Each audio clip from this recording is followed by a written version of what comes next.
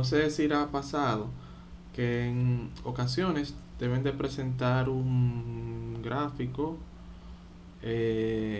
dinámico y está todo muy bien. Aquí tenemos el gráfico y tenemos nuestro título del gráfico. Pero ¿qué pasa? Este gráfico, al ser dinámico, en cualquier momento va a variar. Por ejemplo, aquí tenemos la densidad provincial, de la región de Santo Domingo, que son dos: el distrito y la provincia de Santo Domingo.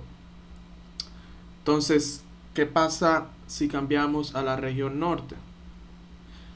Aquí se me muestra todas las provincias de la región norte, pero mi título del gráfico no se actualiza. Entonces sigue mostrando la densidad provincial de la región de Santo Domingo, no de la provincia, no de la región norte.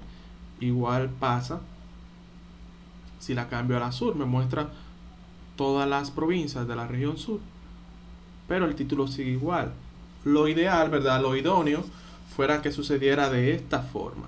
Aquí tenemos el mismo gráfico, densidad provincial de la región norte, pero ¿y si cambiamos a la región este? Miren cómo cambia. Entonces, este sí es un gráfico dinámico con un título dinámico. Entonces, es sencillo de hacer. ¿Cómo se puede hacer? Bueno, lo primero es que tenemos que linkear. Vamos a escribir aquí en esta celda nuestro título que queremos que aparezca: densidad provincial de... No, tenemos que hacerlo en formato texto, una cadena de texto. Abrimos el signo de es igual, comillas dobles, densidad provincial de la región, dos puntos, un espacio para que no se pegue de la otra línea, de la otra palabra, o sea, no esté totalmente junta, y cerramos las comillas, la comilla simple, la doble comilla, perdón. Entonces damos enter. Aquí vamos, después de la comilla, vamos a linkear con el título que queremos que se dinamice. En este caso usamos la I comercial, ¿verdad? Que en español, el teclado de español está en Shift número 6. Entonces esta I comercial va a servir de link hacia lo que yo quiero que se me actualice cada vez que yo cambie. En este caso es mi región.